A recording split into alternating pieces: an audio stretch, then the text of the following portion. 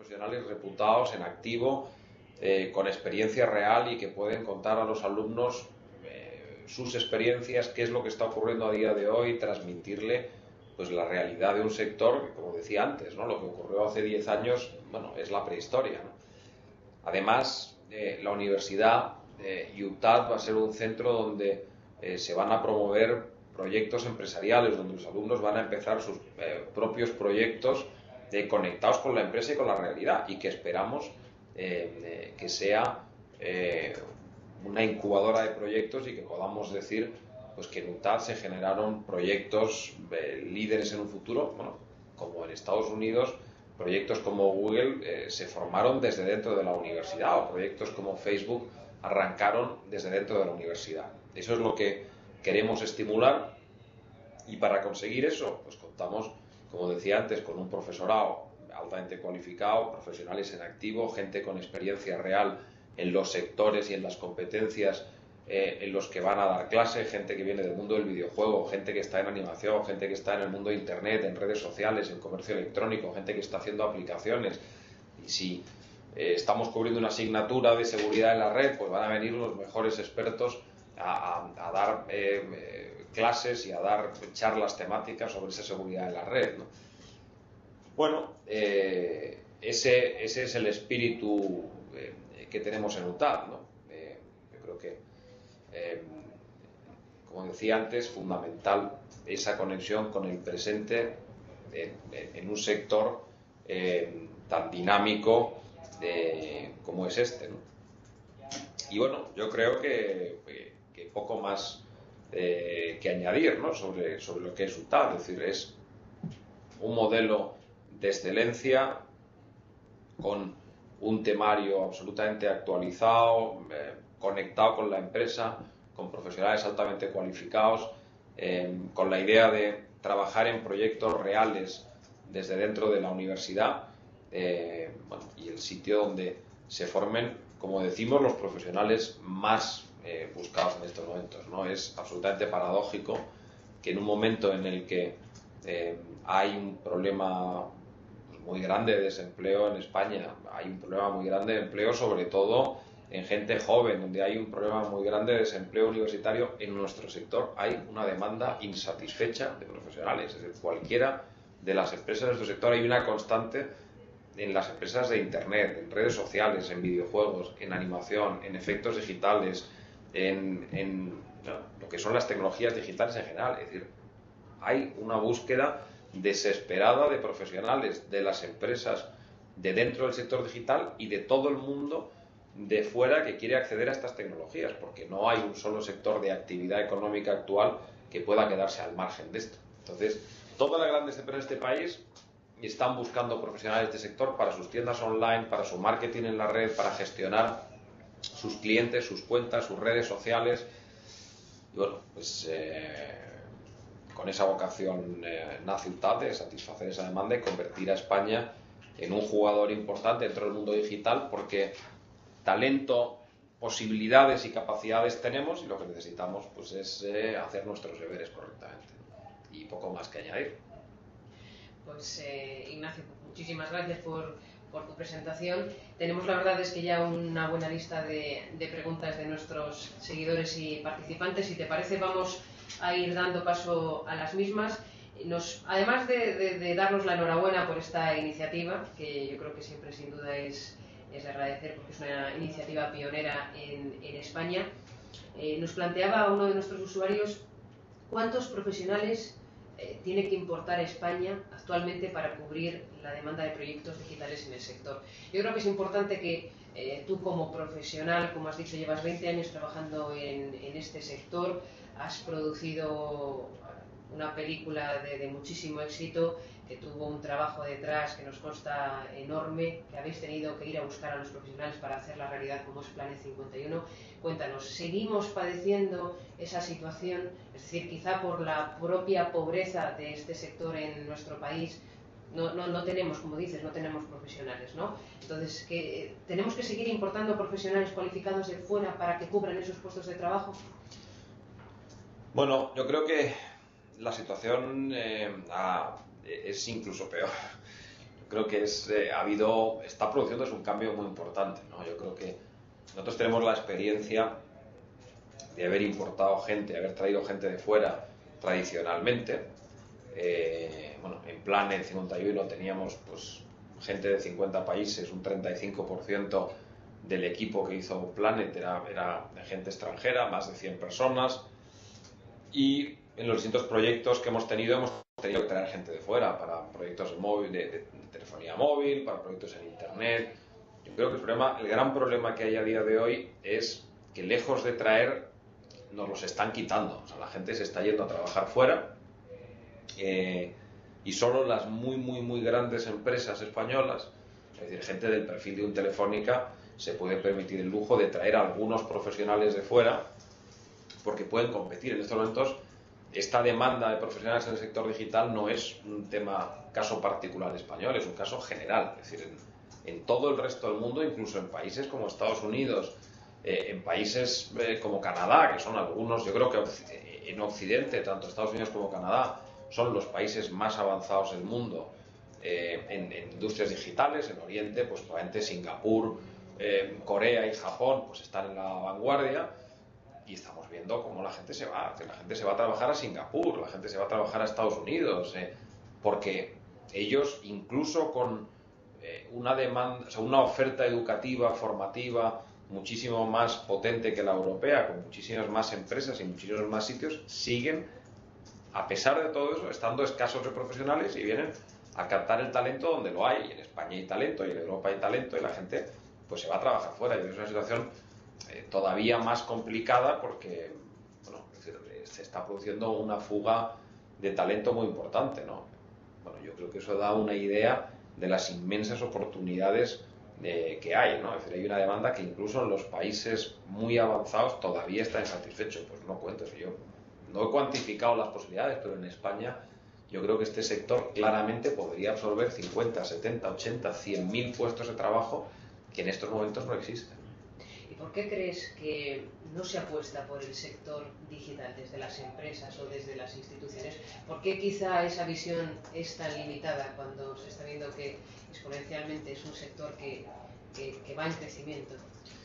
Bueno, yo creo que esto tiene mucho que ver con la tradición. Entonces, probablemente, si miramos el porcentaje de gente que se dedica al vino en La Rioja, pues probablemente sea muchísimo más alto que la gente que en Helsinki. Y en cambio, en Helsinki la gente que se dedica a temas relacionados con la telefonía móvil pues es muchísimo mayor que en La Rioja. Nokia, al final, es una compañía finlandesa que creó escuela. Nosotros, que tenemos oficina en Finlandia, que compramos una empresa en Finlandia, sabemos que hay muchísima gente que se dedica a la telefonía móvil y al desarrollo de todo lo que hay alrededor de esa telefonía móvil. España no tiene tradición tecnológica. No somos un país que venga de haber sido un jugador importante dentro de este sector, y al final yo creo que la gente, bueno, es decir, hay que tener en cuenta que la generación actual, la generación que lidera este país en estos momentos, una generación, digamos, la gente entre los 35 y los 55, 60 años, es gente que ha tenido muy poco contacto con la tecnología. Es decir, los videojuegos en España arrancaron más tarde, es decir, bueno, hay razones históricas, evidentemente. La España de los años final de los 70 y primeros de los 80 era una España muy distinta. Entonces, tenemos una generación con mucho menos contacto con la tecnología. Esa es la generación que define a día de hoy los programas educativos, que ha montado las empresas que a día de hoy son líderes. Entonces, yo creo que es paradójico cómo esa generación tiene muy poco contacto con la tecnología, pero la generación actual de los chavales entre los 15 y los 25, por hablar un poco del perfil universitario, es gente totalmente inmersa en esa tecnología, porque ese cambio tecnológico sí se produjo en España en los años 90, ¿no? Entonces yo creo que hay una disparidad ahí de la oferta y la demanda real. En España hay una generación de gente joven con muchísimo contacto con las tecnologías, con muchísimos apetitos por las tecnologías y con la capacidad para ser y trabajar en este sector, porque sí han crecido con esas tecnologías, pero viven en una sociedad de alguna forma diseñada por una gente más mayor y que no ha tenido y que no ha creado los foros para esta gente. Hay menos empresas de videojuegos, hay una oferta educativa pues mucho más pequeña, porque esa generación que ha marcado un poco los desarrollos en nuestro país y las empresas y la oferta educativa es una generación menos tecnológica. Hablando de tecnología, de sociedad, ¿por qué crees que la sociedad y la tecnología avanzan a un ritmo y la educación y la formación no va paralelo, digamos, a esa propia evolución? Porque estamos hablando de UTAD, de un nuevo centro universitario pionero que aborda una formación, como decía, me reitero, pionera. ¿Por qué no vamos al mismo ritmo que avanza la tecnología? Si tú decías ahora mismo que bueno, hablar de cosas del mundo tecnológico hace 10 años ya es obsoleto, pero casi móviles que teníamos hace 2 años ya están reciclándose. Entonces, ¿por qué una cosa avanza y la educación no avanza al mismo ritmo? Bueno, yo creo que hay muchas razones, ¿no? Pero la primera y fundamental es, yo creo que muchas veces hay un ejemplo muy obvio, ¿no? Es decir, los países, muchas veces vemos que los países pioneros son los que se quedan anticuados más pronto, ¿no? Es decir, por ejemplo, los aeropuertos. Pues algunas de las ciudades del mundo que tuvieron los primeros y los mejores aeropuertos a día de hoy tienen los peores. Es decir, el aeropuerto de Nueva York está absolutamente obsoleto, el aeropuerto de Los Ángeles, al que yo voy mucho, está absolutamente obsoleto, y en cambio vamos a ciudades nuevas con unos aeropuertos espectaculares. ¿Por qué? Porque se han construido desde cero a día de hoy y no tienen la herencia de estructuras construidas hace 70 años. ¿Cuál es el problema de la educación europea?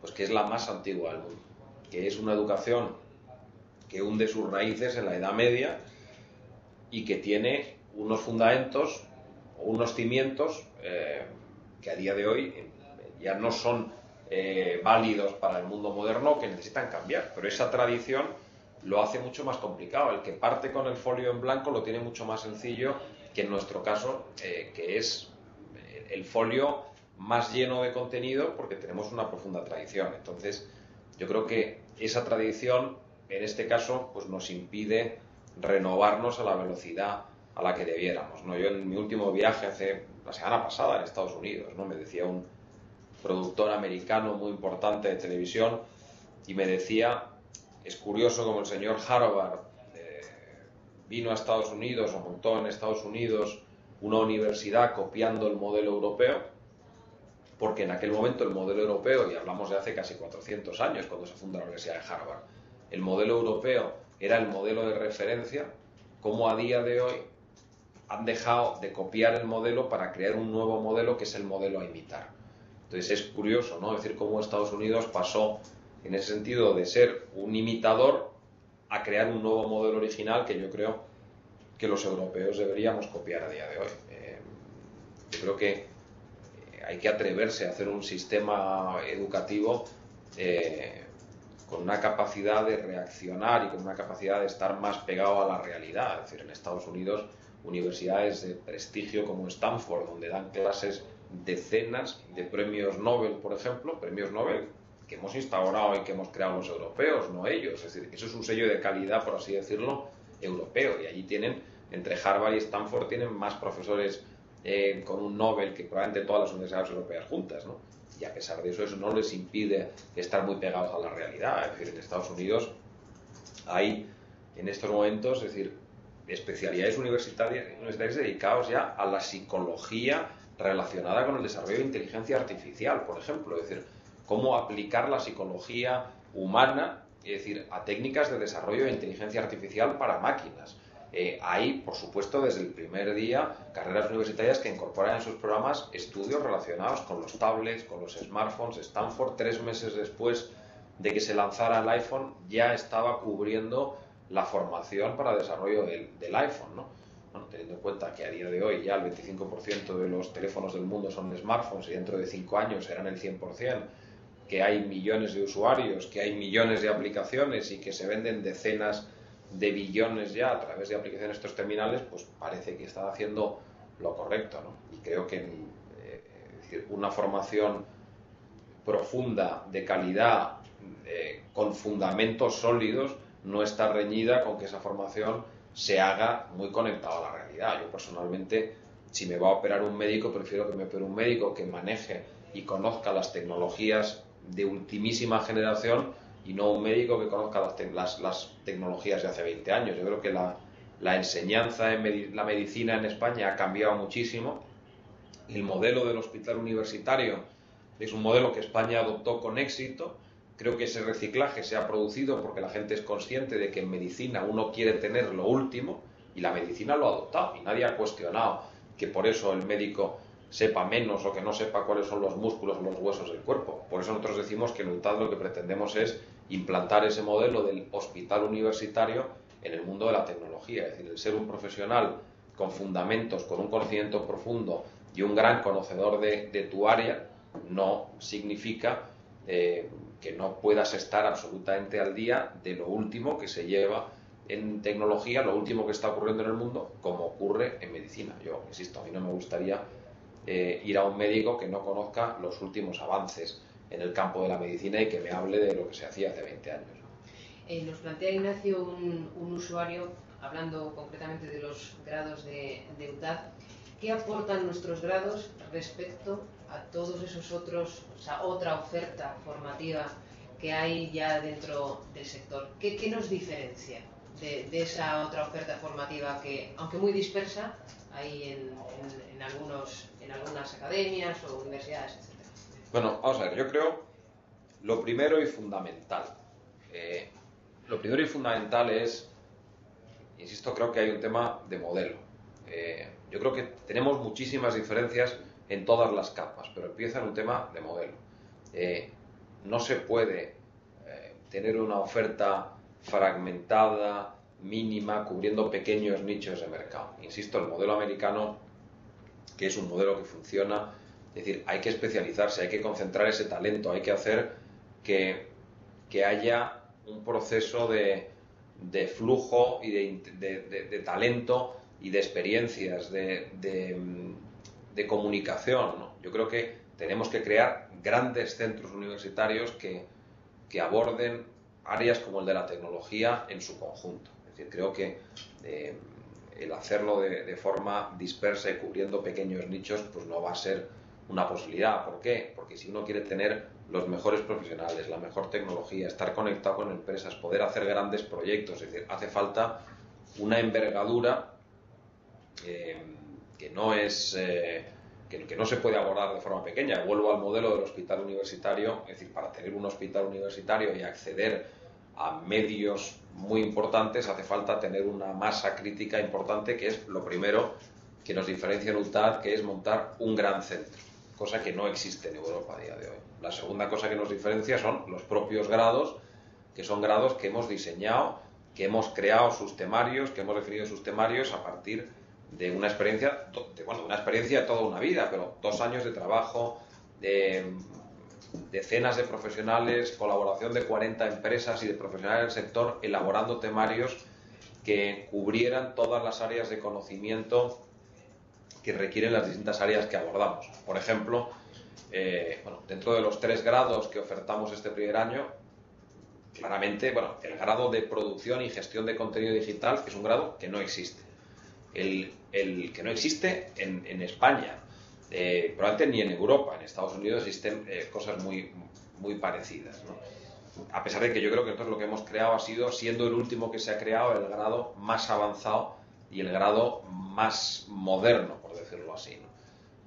Pero en Europa no hay ningún sitio donde ir a que te enseñen cómo se gestiona el contenido, cómo se produce un producto digital, cómo se dividen las tareas, cómo se maneja un presupuesto, cómo se gestiona la creatividad, cómo se gestionan equipos de decenas o de centenas de personas, las herramientas tecnológicas, las herramientas creativas para crear esos proyectos. El grado en arte, el grado de desarrollo visual es un grado que tampoco existe en Europa. No existe una licenciatura donde un alumno sea un licenciado universitario en un grado de desarrollo visual.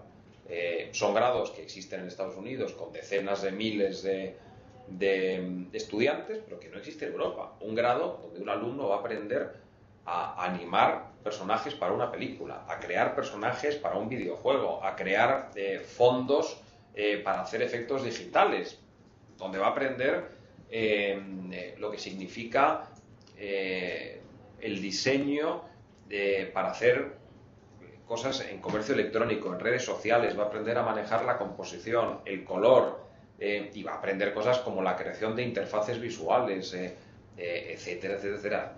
Yo creo que eso no existe nada ni remotamente parecido. Y finalmente, la carrera de desarrollo, la ingeniería de programación, es una asignatura que contempla los últimos dispositivos y los últimos avances, cosa que nos diferencia de otras ofertas existentes y sobre todo que queremos conectar con la realidad. Queremos estar en un centro donde los alumnos desarrollen productos desde el primer día, que vuelvo a lo mismo, es un elemento diferencial con la formación, por ejemplo, en Estados Unidos, en las universidades de Singapur o de Corea o de Canadá, que son, yo creo que referente para nosotros, donde el alumno desde el primer año está creando productos reales, es decir, no se dedica solo a hablar de teoría y aprender matemática y física y la lógica de programación o la lógica del desarrollo de sistemas geométricos para el desarrollo visual, sino que lo va a aplicar en productos reales desde el primer día. Y creo que esa cercanía a la realidad es otro elemento diferencial. Entonces tenemos un modelo universitario diferencial, con unos programas diferenciales y con un modelo educativo diferencial, con profesores conectados con el mundo profesional real y con prácticas reales. Y todo eso pues es diferente de la oferta existente a día de hoy.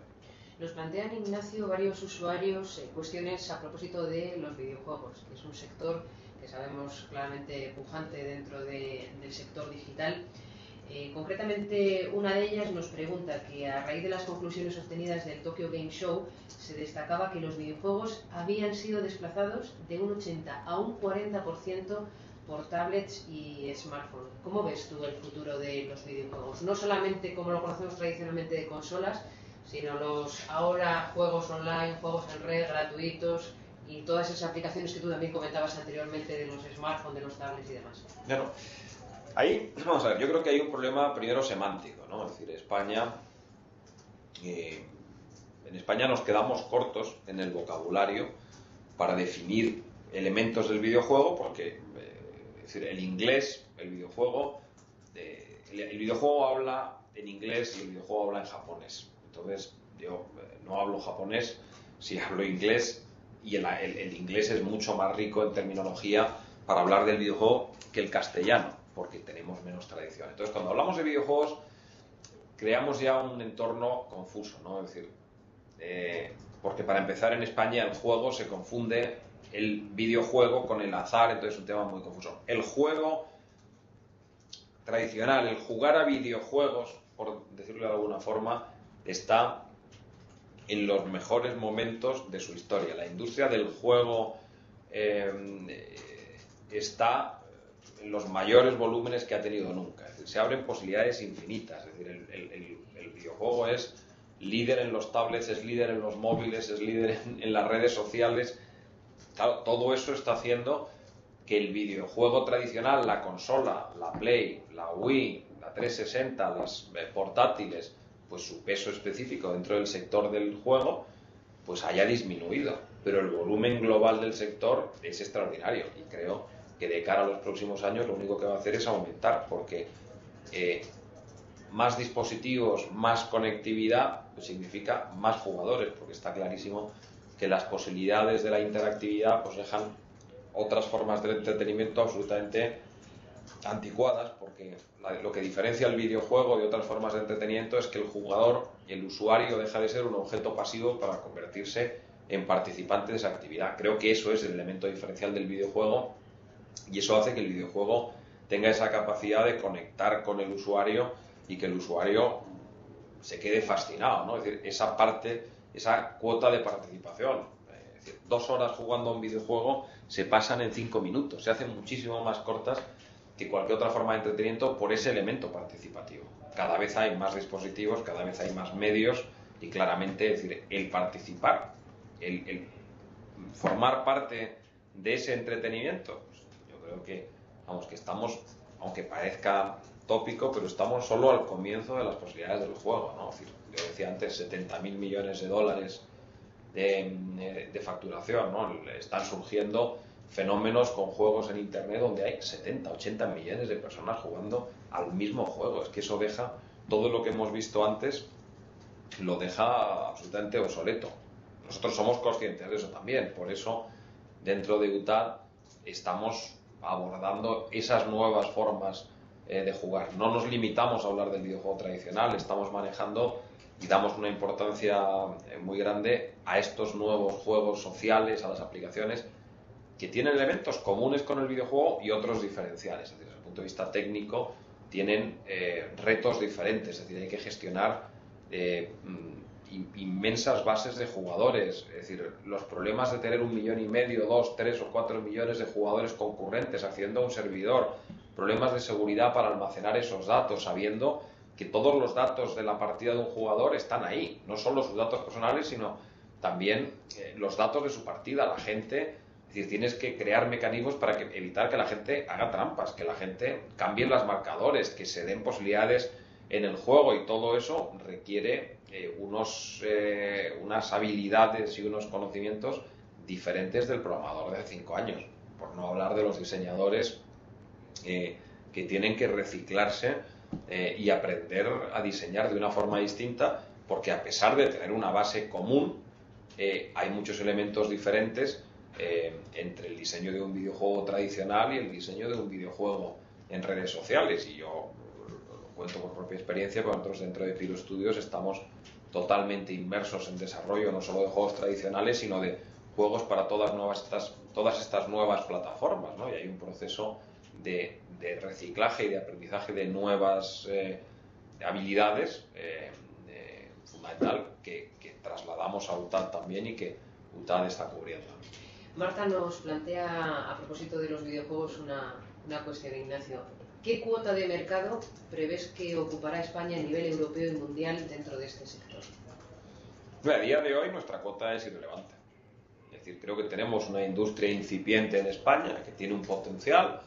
Creo que hay talento, creo que hay una generación de gente que tiene muchas ganas. Es decir, es una generación ya de gente joven que se crió, que es la generación de la Play, por decirlo así. La Play tiene 15 años ya en España, pues esta es una generación ya de entre 18 y 25 años que han crecido con la Play y con otro resto de máquinas y de consolas. Y tenemos mucho por hacer, tenemos mucho potencial, pero tenemos mucho por hacer porque la industria del videojuego en España pues es una industria pequeñita y que no tiene la cuota de mercado que debiera tener. Es decir, en estos momentos, si comparamos la cuota de mercado del videojuego español con la cuota de mercado del cine, de la ficción en televisión, de la música, del libro, pues estamos muy por detrás. Entonces no es una buena situación tener que nuestra cuota sea en el sector de más futuro la más pequeña.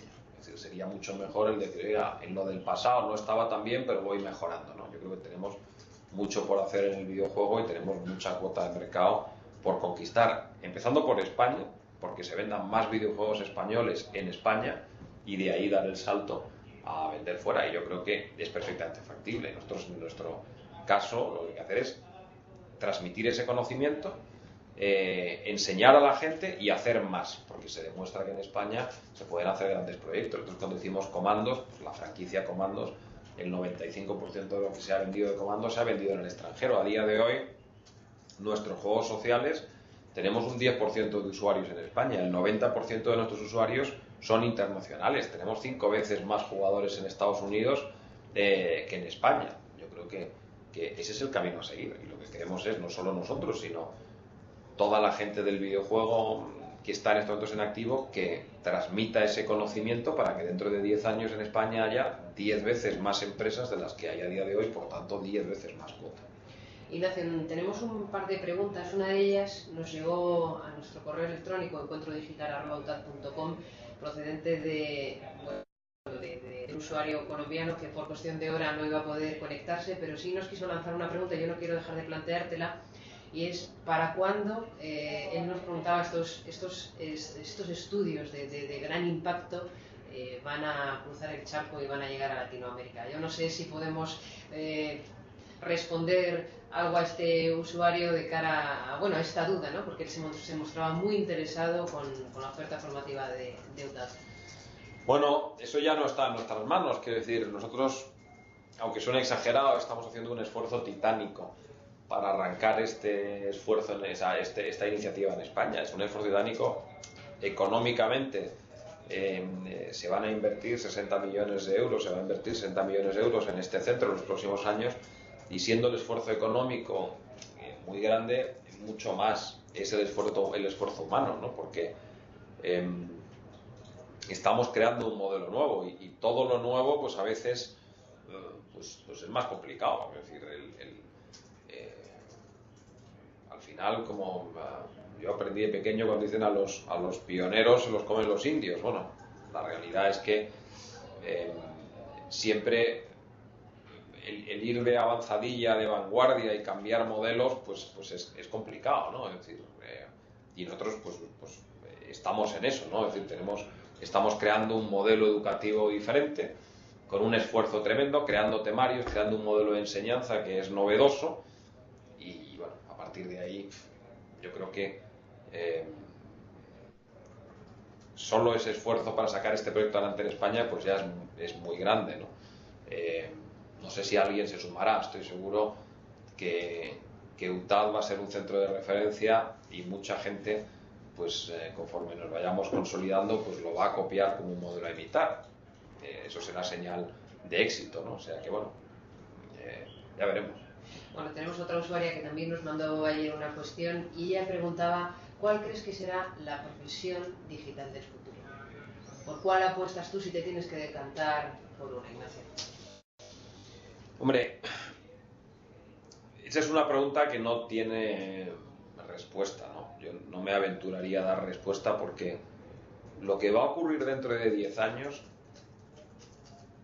no se puede saber. Si alguien pudiera saberlo, sería el próximo Steve Jobs. Es decir, yo creo que todos hemos visto surgir el fenómeno de Google y los buscadores sin imaginarnos que iba a convertirse en un fenómeno extraordinario. Hubo que esperar a que el señor Steve Jobs sacara un telefonito y dijera: oiga, acabo de cambiar el mundo. Hubo que esperar a que el señor Steve Jobs sacara un tablet y dijera: he vuelto a cambiar el mundo. Y que de pronto dijeras: es que ese tablet ha cambiado el mundo. Ha cambiado lo más importante del iPad, ¿no? Es decir, no es el hardware, que bueno, es importante el tener una cosa más ligera, tal, pero todo el sistema de cómo se compran aplicaciones, el concepto de la aplicación, es decir, que ya venía lógicamente del iPhone, ¿no? Es una revolución, ¿no? Yo creo que es muy difícil saber lo que va a ocurrir dentro de los próximos 10 años. Si yo tuviera que apostar, no por una profesión en concreto, porque eso es difícil de saberlo, sino por un área, yo creo que fundamental es el área de lo que significa el elemento social. Es decir, las áreas relacionadas con la gestión de usuarios, de comunidades, el entender que la potencia mayor de las industrias digitales es la de la relación de un fabricante de producto o un desarrollador de contenido de entretenimiento que se relaciona con centenares de millones de personas potencialmente en simultáneo. Creo que ese es el área más interesante, porque tiene todas las salidas del mundo. Es decir, en el fondo, ¿qué es lo que le interesa a cualquier fabricante de producto o cualquier empresa? La relación con sus usuarios, con sus clientes. Yo creo que ese es un área de posibilidades ilimitadas, tanto de profesionales como de la creación de empresas. Otra pregunta que nos lanza una usuaria nos plantea si en el sector digital es preferible especializarse o tener un vasto conocimiento de las diferentes áreas. Bueno, yo creo que esa es una muy buena pregunta que nosotros nos hicimos hace tiempo a la hora de crear nuestro modelo educativo, ¿no?